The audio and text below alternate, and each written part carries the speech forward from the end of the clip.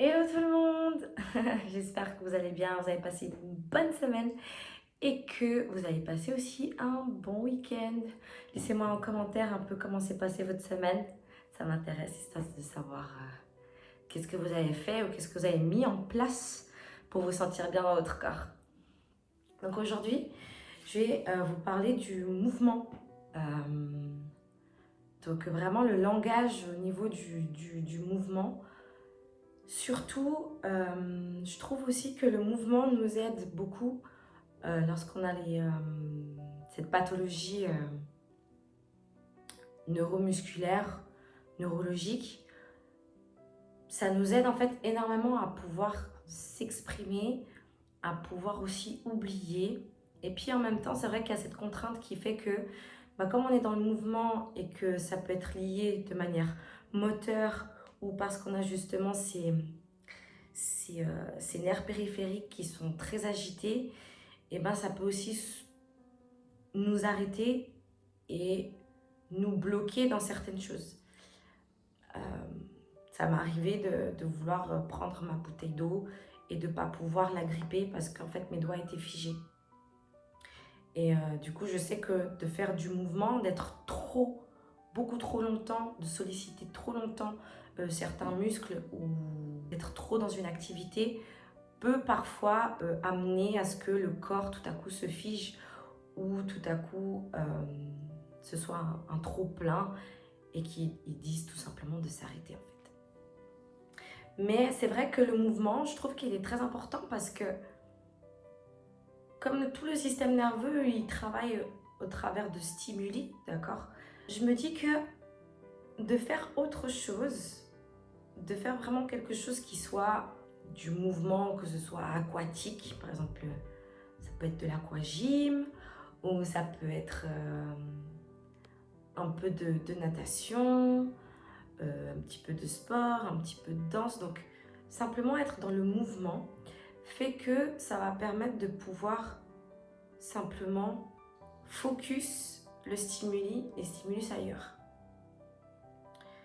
Parce que forcément, dans ce genre de pathologie, ce qui se passe, c'est que elle mange, donc en fait, elle réduit les nerfs, elle réduit certains nerfs, donc les nerfs périphériques, elle les réduit, donc c'est de moins en moins dense. Et ce qui reste en fait, c'est vraiment c'est une alarme en fait, d'accord? On a le système nerveux qui se met en mode alarme et qui lui réagit en mode mais qu'est-ce qui se passe? Qu'est-ce qui se passe? Il y a un truc bizarre qui se passe ici. Donc la seule information qu'il va donner, c'est de la douleur, de la douleur, de la douleur, de la douleur, de la douleur. Donc en fait, ce qui va se passer, c'est que ça va brûler dans tout le corps. Et on se dit oui, mais bon, si je suis active, qu'est-ce que ça va faire? Est-ce que je vais pas avoir plus mal? Est-ce que je vais pas avoir plus de problèmes? Et moi, je ressens justement l'inverse. Je me dis que on pousse les gens à faire du sport depuis longtemps, à dire que c'est bon pour la santé, que en dehors du fait qu'il y a de l'esthétique, hein. Donc déjà, le fait de bouger, de marcher une trentaine, 40 minutes par jour, ça peut déjà amener notre santé à être mieux. Par exemple, une personne qui a de l'ostéoporose, il faut qu'elle bouge. D'accord? C'est qu'en fait, il y a eu un taux de sédentarité qui a été dépassé et que le corps aujourd'hui, quand il bouge, il est beaucoup plus fragile. Donc pour renforcer tout ça ou pour prévenir ce genre de choses, il faut bouger un petit peu. Bon, vous me direz, oui, mais bon, tu dis ça alors que tu es danseuse, que tu es coach sportif, que tu as toujours bougé toute ta vie, etc. Oui, c'est vrai que j'ai beaucoup bougé, mais finalement, on se dit que peut-être que j'ai trop fait aussi, parce que je me suis jamais arrêtée. Je me suis jamais vraiment arrêtée, sauf pour blessure. Donc ça, vous pouvez voir dans ma première vidéo ce qui s'est passé. Et donc, c'est vrai que j'en ai trop fait. Donc, il y a aussi peut-être ce fait que j'en ai trop fait qui fait qu'aujourd'hui, le corps, il est un peu... il a été surmené. Donc, il faut trouver un juste équilibre. Donc, pour ça, simplement vraiment aller faire de l'activité. Et aussi, vous allez sentir. Simplement, en fait, en faisant de l'activité, vous allez sentir ce qui est possible pour vous ou ce qui ne l'est pas. Parce que, en tout cas, personnellement, à travers le mouvement, je me dis que ça fait tellement du bien de pouvoir bouger, de pouvoir se laisser aller dans quelque chose qui nous fait plaisir. Et peu importe, ça peut être n'importe quel sport, n'importe quelle activité où vous bougez un petit peu. Mais rien que ça permet de vous dire waouh, c'est vraiment trop cool. Là, je me sens bien. Là, j'en oublie mes douleurs. Même si après, elles viennent un petit peu, mais c'est normal. C'est parce que le corps, il a été sollicité. Et puis, le système nerveux, forcément, il a dû travailler un petit peu plus. D'accord? Parce qu'il travaille constamment. Je veux dire, je ne sais pas combien d'ordinateurs on a dans le corps, mais un nombre incroyable, le travail qui s'y fait. Je veux dire, c'est tout un réseau électrique. Et du coup, comme on a déjà un petit... c'est pas totalement recalibré, on va dire, dû à la pathologie, et forcément, le corps, il a besoin de s'habituer, de s'adapter à cette chose nouvelle qui vient s'installer là, alors qu'il n'y a pas eu droit ou qu'il ne l'a jamais connu. Ça fait quand même pour le corps quelque chose de nouveau. Et il faut lui laisser le temps, sans être à l'excès. Moi, j'ai été à l'excès dans le sport, dans les activités. C'est vrai, on m'a toujours dit, mais Letty, faudrait que tu t'arrêtes là parce que franchement, t'abuses quoi. T'es toujours en train de faire ci, t'es toujours en train de faire ça, etc., etc. Puis, je le voyais pas comme ça. Parce que forcément, la jeunesse fait que on est là, on court, on fait ci, on fait ça, on a la passion, on a envie. Puis on oublie que, comme je disais dans la deuxième vidéo, on n'en a qu'un. Le corps, on n'en a qu'un. Et il faut en prendre soin.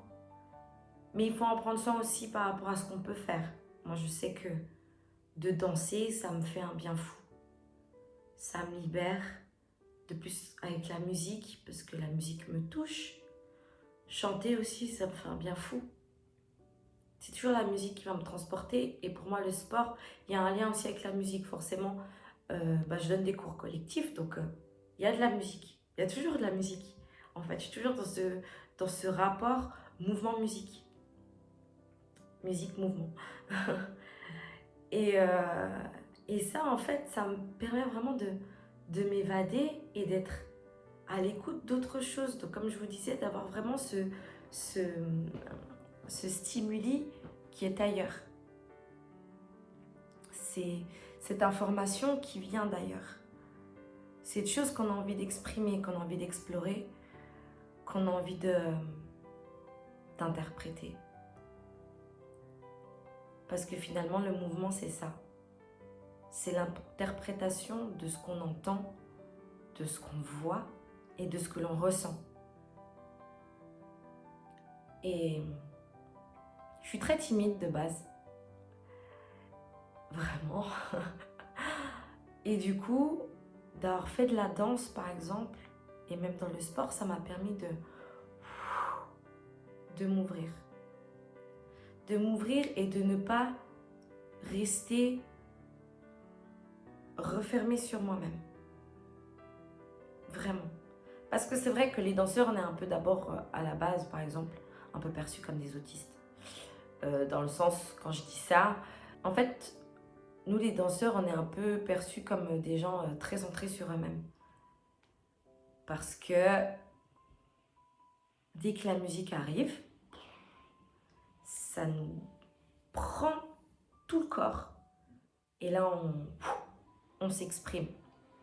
Alors certes, au départ, suivant comment on se sent dans notre vie, ou ce qu'on vit, l'expérience qu'on est en train de vivre à ce moment-là, on va plus ou moins s'exprimer. Parce que forcément, on danse par rapport aussi à comment on est, à notre personnalité, à ce qui se passe dans la vie de tous les jours, à des situations, etc. Donc tout ça va vraiment s'interpréter. Donc à travers la danse, on arrive à voir plus ou moins comment les gens se sentent ou ce qu'ils veulent dire, mais qu'ils n'arrivent pas à le dire par les mots. Et en fait, c'est vrai que j'exprime à travers la danse toutes ces choses que j'arrive pas à dire par rapport à la maladie. J'ai envie d'être joyeuse et je le suis. J'ai envie que cette maladie disparaisse. Et en fait, je la fais disparaître dans ces moments-là. Dans ces moments qui me font du bien. Dans ces moments où je suis en mouvement.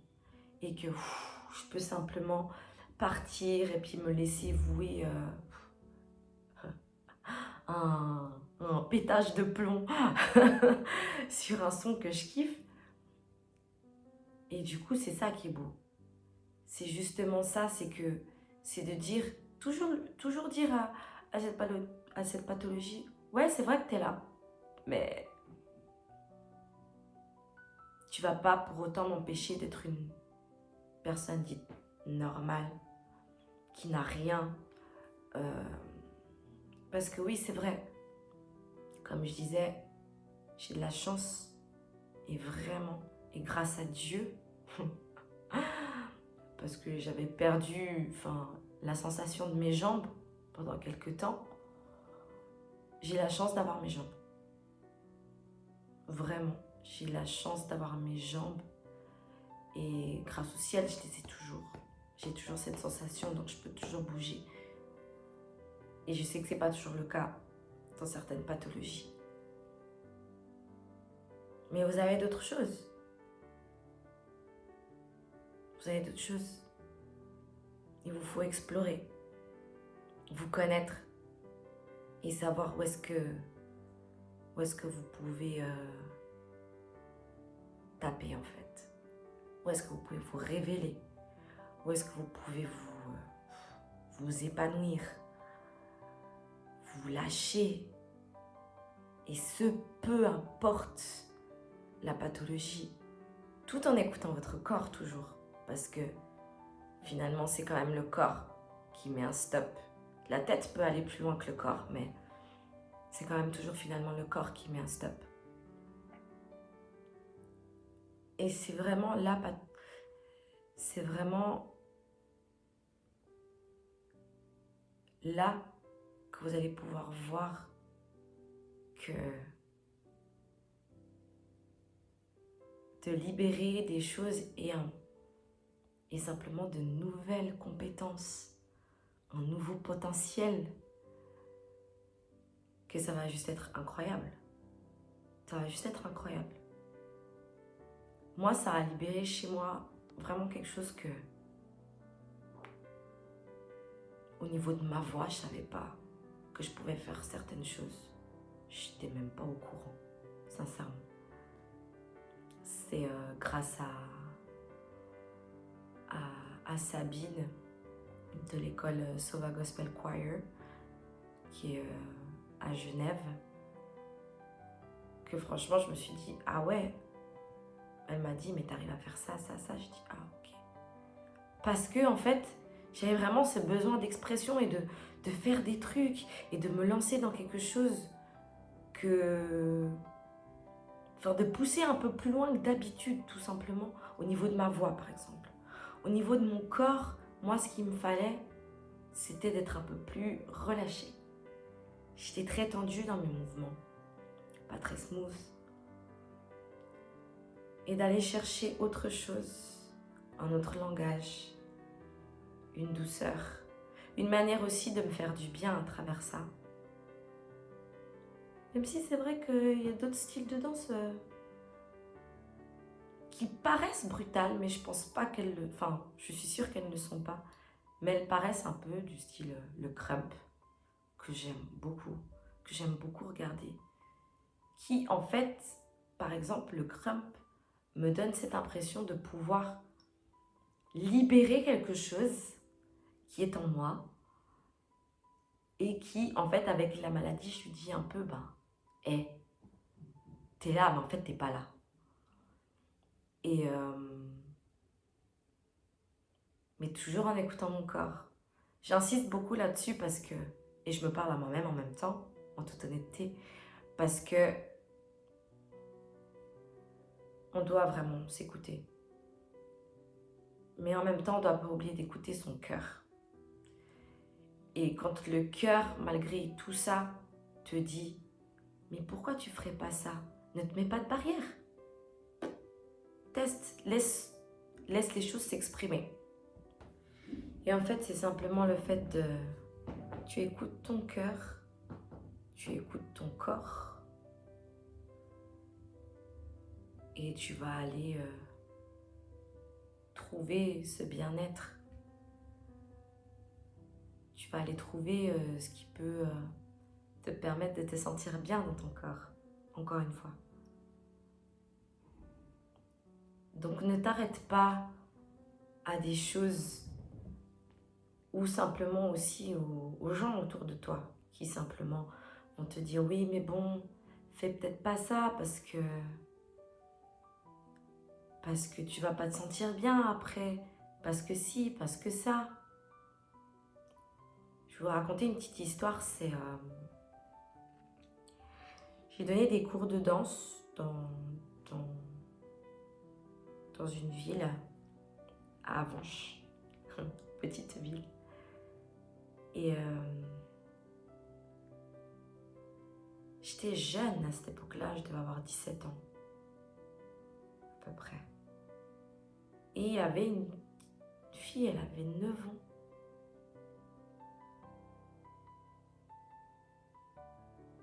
Elle avait une leucémie.